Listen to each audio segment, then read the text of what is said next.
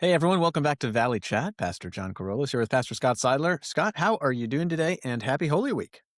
Oh man, Holy Week is it is upon us, and Palm Sunday at Shea is just a fabulous opportunity to launch in. We've got and had great hymns, and then of course set up for Monday, Thursday, Good Friday, Easter. I love the singing. I'm just gonna be honest. I am a singing kind of spiritual guy, and so the more music, the better.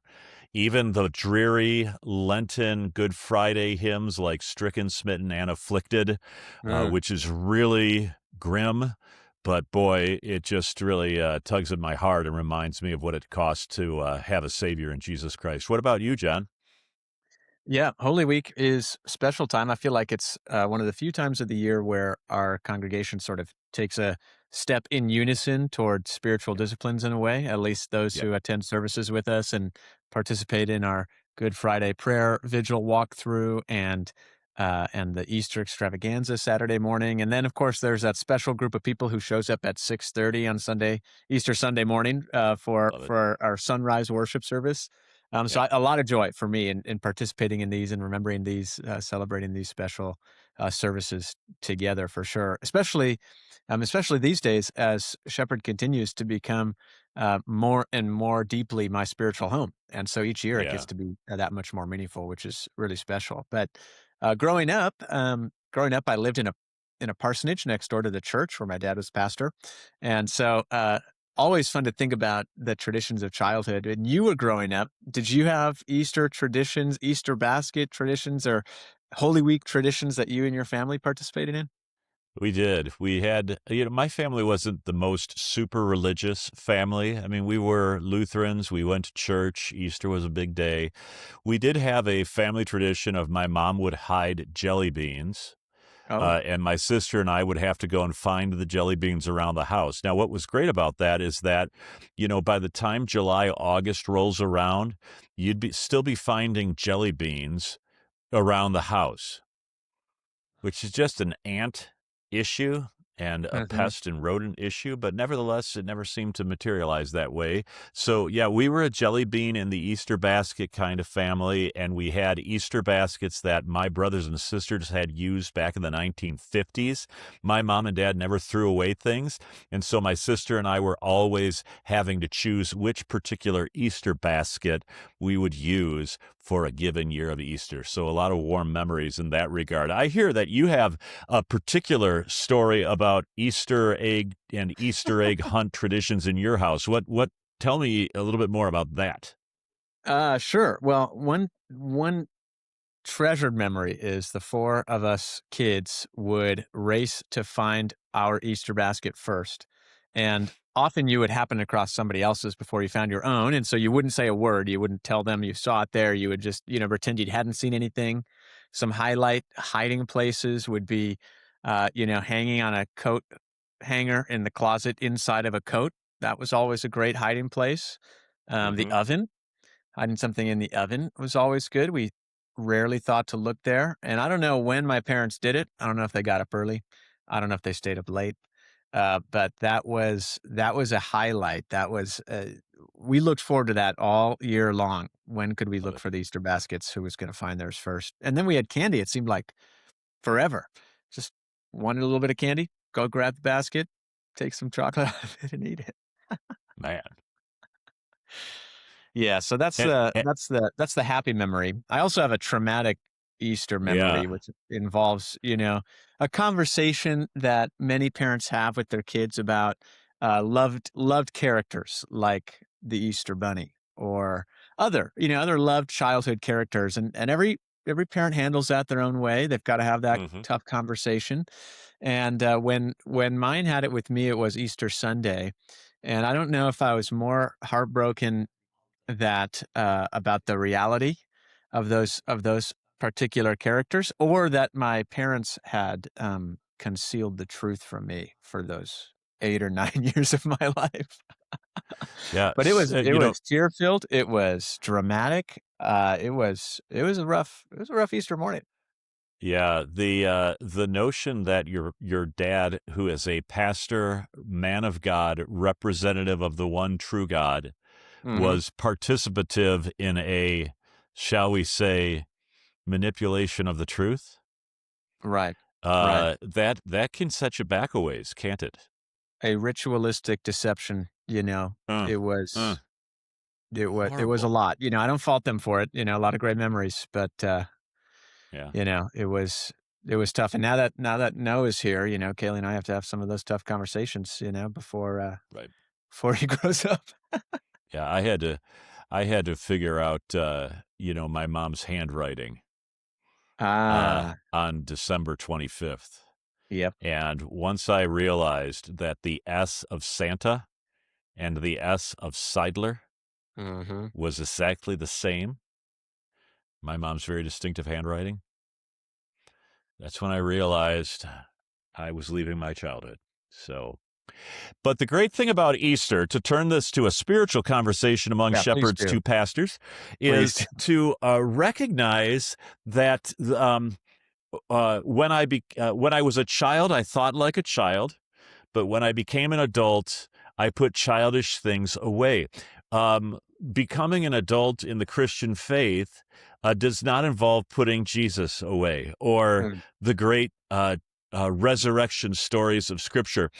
We've talked about this often in these podcasts, but when you think of the Easter morning, resurrection morning stories of the Gospels, any one in particular stand out for you that in this, maybe this year, let's change it up a little bit, in this particular 2026 year, you think is more apropos, germane, relevant than in other years? I'm gonna be preaching on the Lucan account, but in answering your question, John chapter 20 is probably the most familiar to me and the one that I've preached the most on. But the interaction where Mary doesn't recognize Jesus at first, and he has to repeat her name, and uh, that kind of speaks to me, and just thinking about where our world is, and sometimes maybe even where our church nationally is, in terms of where are Yeah. we looking to find Jesus, and what are the ways in which we are trying to represent him and express him and grow toward him. And so often I think it's easy for us to get distracted by any number of things, right? Materialism, various causes, just the negativity of the world. And so the insistence and the persistence that Jesus has in calling out to us, even in the midst of our ignorance or confusion, that speaks to me. Jesus does indeed commit to our recognition of him, no matter how long that might take. As you think about it, is there a detail that arises out of any of those accounts that just hits home for you? This past weekend, I preached on restoration and Jesus' threefold question to Peter after the resurrection: Peter, do you love me? Do you love me? Do you love me? And so I think Easter invites us with that question kind of hanging in the balance to ask the question, what does our love in this 2026 year look like? I think of John having recorded that story in the gospel, and then I kind of connect that with things that John said in one of his three letters, where he essentially says, you cannot love me and love the world at the same time.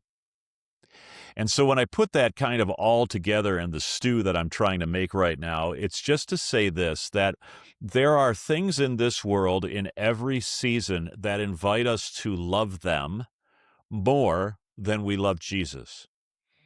And every Easter is an opportunity for me to say, will I or will I not love the resurrected Lord in all his glory with all of its significance more than the things that I love in this world? And that requires me, if this is all making connective sense, that requires me to be aware at this moment in my 55th year, how is my love for the world different than Mm, when I was loving the world when I was 35 or 15? Yeah. So so Peter is asked the question, "Do you love me?" And it's in the context of his love of something else a little earlier in the narrative, and that is the love of his life, the love of his self-preservation, the love of his social stature, whatever it was that caused him to deny Jesus. There was something in this world that he loved more than the Lord himself. And so when Jesus asks Peter the question, "Do you love me?" he had to answer it in that moment. But Peter was going to be 10 years older in 10 years from that date. And if he would think back, Peter, to those days 10 years earlier, he would have to say, if Jesus came back and said, "Peter, do you love me?" my answer would be the same. I love you, but over and against what? That would be the difference. And I don't think we want to lose that every year. The love of this world is a flattering thing in a lot of different directions. Your Yeah, thoughts yeah, are it's easy to think that the story would get old and that, right, why do we always go right. back to this? Why is it worth rehearsing the same events of the same Yeah, week of that same morning year after year after year? And, yep, the person who might pose that question may forget that the entire church calendar, the entire church year, right, is kind of this uh, circuit of repetition. But those events so deeply shape our experience of life and even our development as a human being and as a yep, Christian. And it's by embodying, embracing, and repeating these things that we actually are formed by God to be more reflective of Him. But I love yeah, that question of what is it about the world right now that's pulling me toward it or enticing me to give it more of my attention, even if it's not necessarily like a positive draw, right? But sometimes the things we hate have a way of drawing us in toward them and filling our mind and filling our heart, and we devote ourselves to those things, good and bad, love or hate. And Jesus is there calling out and saying, "No, my death has redeemed you. My life assures you of an eternal reality that goes beyond any of the things of this world." And so, thinking about which of those things we're struggling with today, and the way that we can sort of walk with each other through those specifics as believers together, and that gets me excited. That gets me yeah. enthusiastic about sharing the good news. Let me just share with you a word from First John chapter 2, and I just would encourage for those of you who are listening, read John the Gospel chapters 20 and 21, and then cruise on over to John's first letter, and particularly chapter 2. This is what John writes to his Christian congregation: "Do not love the world or anything in the world. If anyone loves the world, love for the Father is not in them. For everyone in the world, everything in the world, the lust of the flesh, the lust of the eyes, the pride of life comes not from the Father, but from the world. And the world and its desires will pass away, but whoever does the will of God lives forever." And then he says this: "Dear children, this is the last hour. Hmm. And as you have heard that the Antichrist is coming, even now many antichrists have come." And I not only do I read kind of the concept of what we've been talking about for the past 3, 4, 5 minutes, but there's a sense of urgency, like distinguishing our love of the world from the love of Christ is urgent. We have to do it right now. Easter people are not lackadaisical, lazy people. They see and sense the urgency of adhering to Jesus by way of love for him more, and and um, extracting themselves from the love of the world as fast as they can. And I just think, man, I can do a lot better on that myself, because there's a lot of things to love in this world, truly. Um, and yeah, so that's kind of where I'm kind of living with a sense of clarity and urgency. Yeah, there's a level of Christian life that needs to be characterized by that urgency and by the need we have to not only live out what we believe, but to invite others to think about it, to interact with us about it, and maybe even to embrace it and engage it themselves.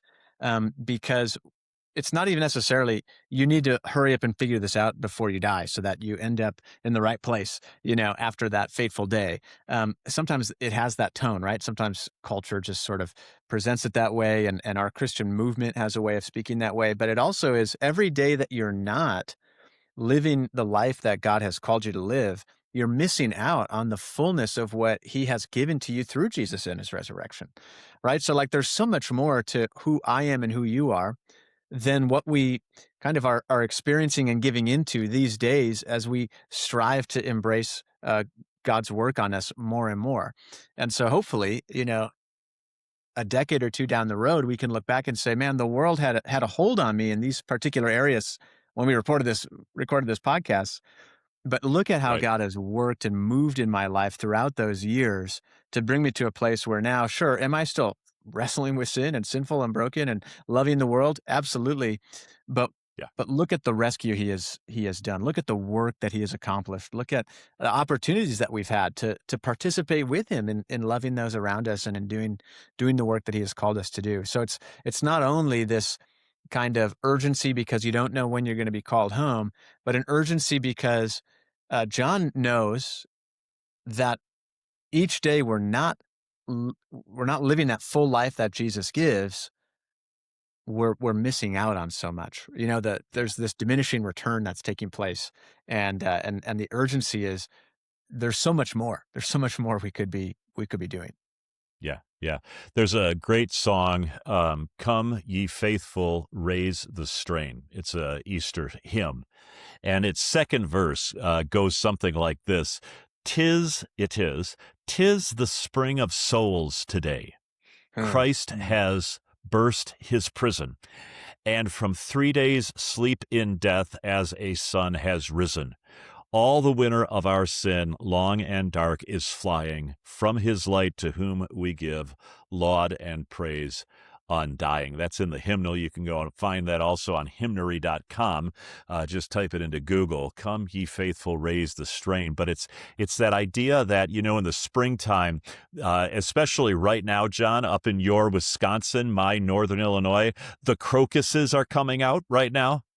They are, it's chilly, maybe yet another week or so, but it's like the ground can't hold those spring flowers any longer than it can. Once the thaw begins, the urgency with which they come up out of the ground is absolutely immaculate. And you can be looking, as you well know, from growing up in northern Midwest country, you can look one day out on a lawn that is still dead and gross and crusted with kind of snow and ice, and literally a couple 70-degree days, and all of a sudden you see the spring flowers, that those bulbs that are kind of buried all over the countryside, they start just bursting forth. And I think that's the kind of, again, picture of urgency, of may I say, effervescence with which we as Christians can go about living our Easter life.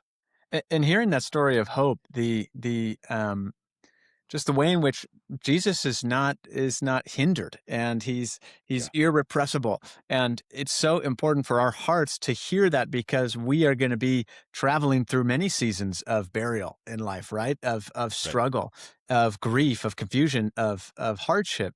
And in those seasons, we need to hear the story of Easter. And that's why, every Sunday, we worship together in church is a miniature Easter. That's not Yeah. the Easter. It's Yep. reminding us of that hope. It's giving us the sense that God is still working and will bring about the fruition of all of his promises, and that through Jesus. So Yeah. Easter doesn't get old, and we are living life as Easter people, assured of the salvation that's ours, assured of God's ongoing work in our lives, and really striving to invite others in that same lifestyle, same work with God, to do his will in the world. Um, yeah. John, the new thing for both you and I is that you have a little boy now, a little baby, and I got a little granddaughter.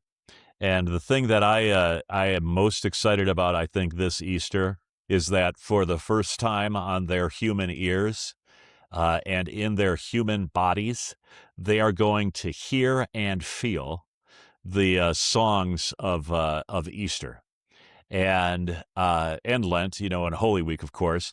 But I just love for our families just the value of our kids learning these songs that they'll never hear on the radio. They won't probably see populated on Spotify or Pandora, but these are the anthems of our faith.